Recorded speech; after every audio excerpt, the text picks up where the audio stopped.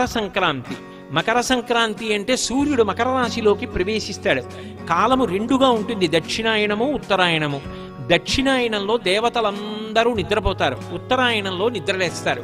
దేవతలు నిద్రలేస్తారంటే బ్రాహ్మీ ముహూర్తమునందు లేస్తారు, తెల్లవారుజామున 3 గంటల వేళ. దేవతలకి తెల్లవారుజాము వేళ అంటే అది పరమ పవిత్రమైనటువంటి కాలం. అందుకే ఉపనయనాలు, వివాహాలు, దేవతా ప్రతిష్టలు ఇవన్నీ ఉత్తరాయణ పుణ్యకాలంలో జరుగుతాయి.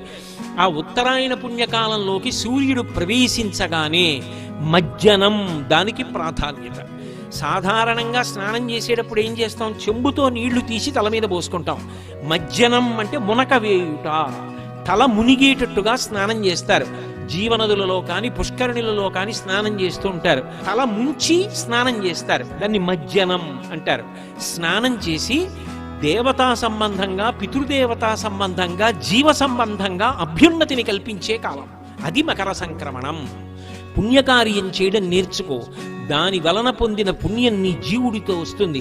మకర సంక్రమణ పుణ్యవేళ పరమపావనమైన కాలం.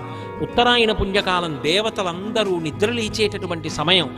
ఆ సమయంలో నువ్వు చదివే ఒక స్తోత్రం, నీ ప్రదక్షిణం, నీ నమస్కారం, నీ భగవన్నామోచ్చారణం నిన్ను కాపాడతాయి.